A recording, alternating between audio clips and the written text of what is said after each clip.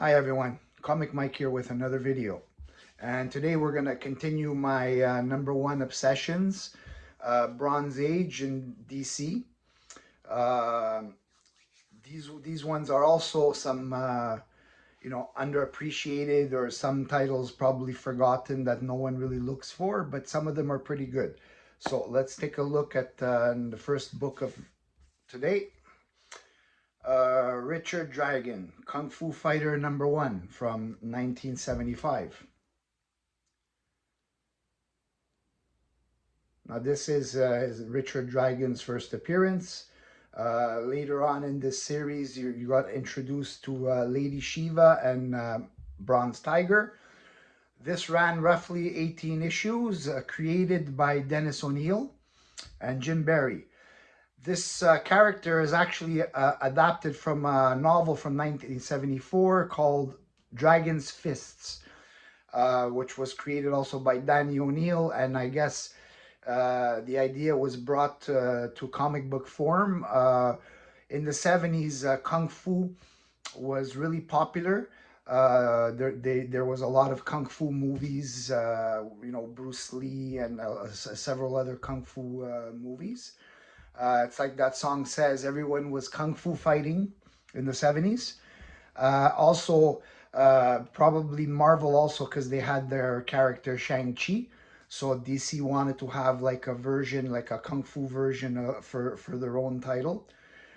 This it lasted 18 issues, and then it got canceled. What it's called the DC implosion in the mid 70s, where they canceled a lot of titles because of cost cutting and a lot of titles that they just wanted to scrap and then start over. Because in the 70s, they were trying to create a lot of new characters because it was always the same older characters. It's like Batman, Superman, Wonder Woman, Flash.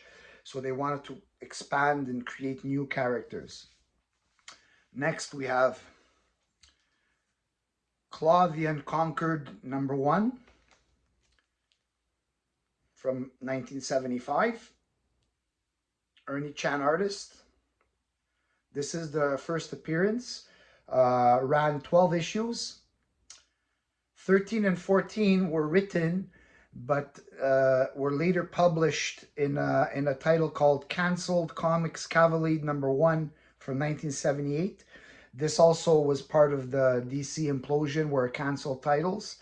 The stories were already written and drawn and everything, so I guess not to scrap them, they just added them in another book just to finish off the storyline.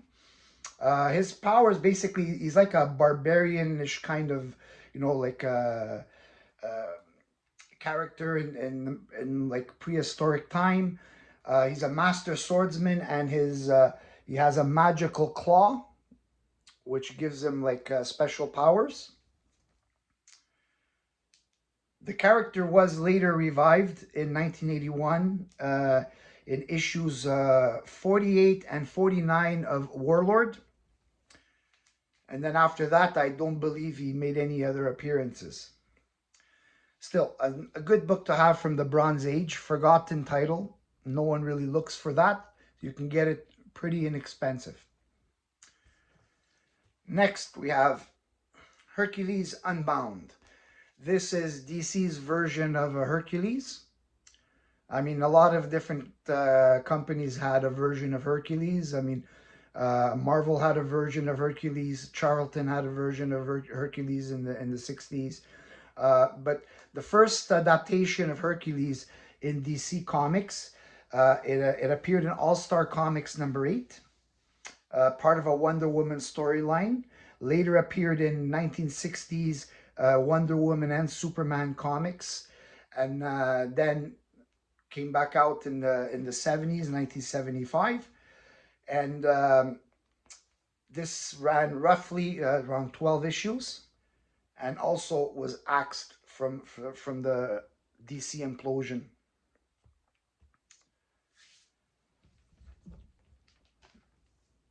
Next, we have a war comic, Blitzkrieg number one from 1976, Joe Kubert cover.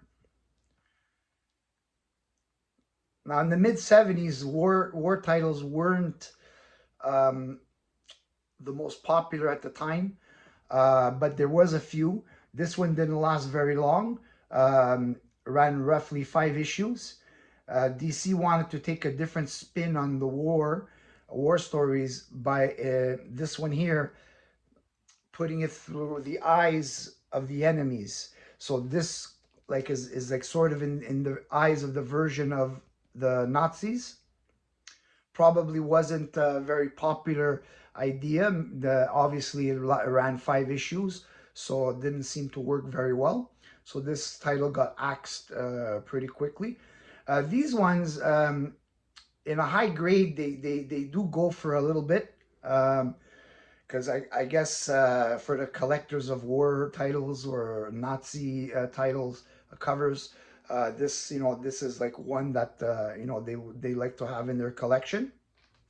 I don't have the other 4, but I think I'm gonna try to continue. I'm gonna buy the rest of this run, and I'm gonna give it a read to see how they perceive it in the eyes of the Germans, Nazis.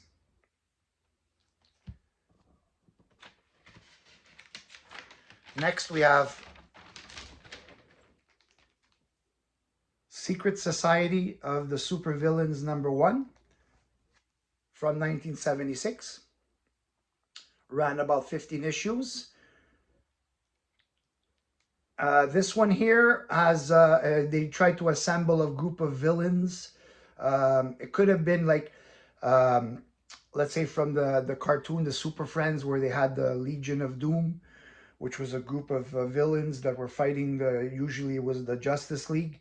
Uh, in this comic, you got Captain Cold, Sinestro, Copperhead, Gorilla Grodd, Mirror Master, Star Sapphire.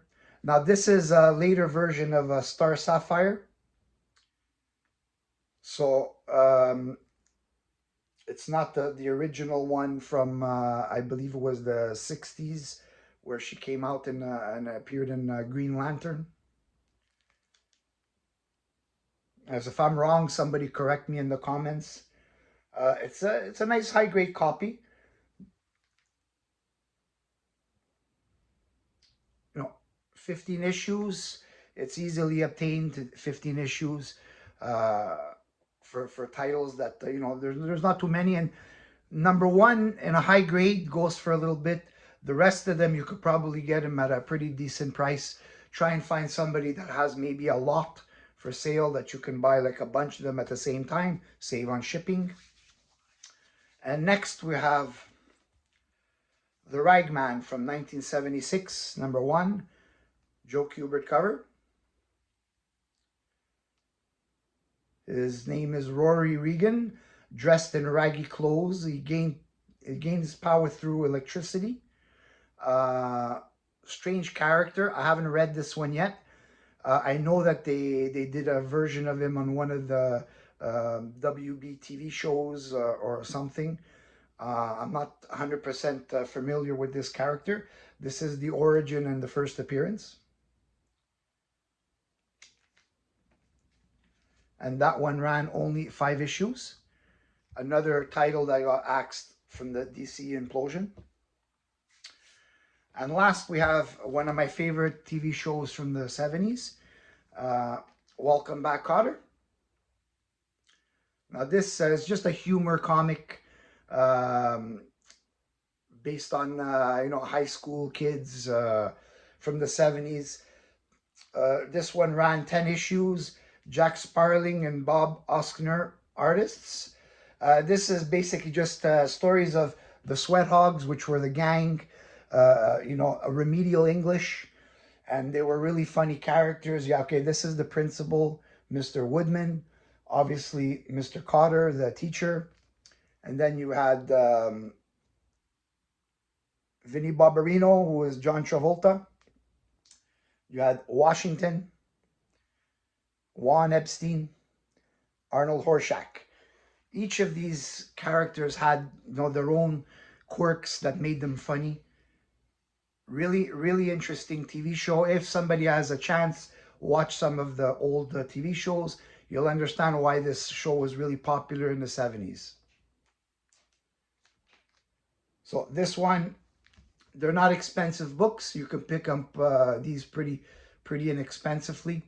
Uh, it's worth it if you like humor comics, especially if they're based on TV shows that you maybe like. Like that's, I've already said before that I like to collect comics that are related to like TV shows or cartoons when I was a kid.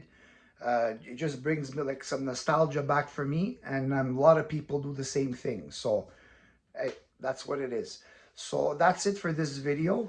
Um, if you want to see some pictures of my books, you can check me out on Instagram, Comic Mike 72. And if you like the content, please like and subscribe. And feel free to ask me any questions or any comments you have. Please let me know. I'd like to know what you're thinking. Thanks.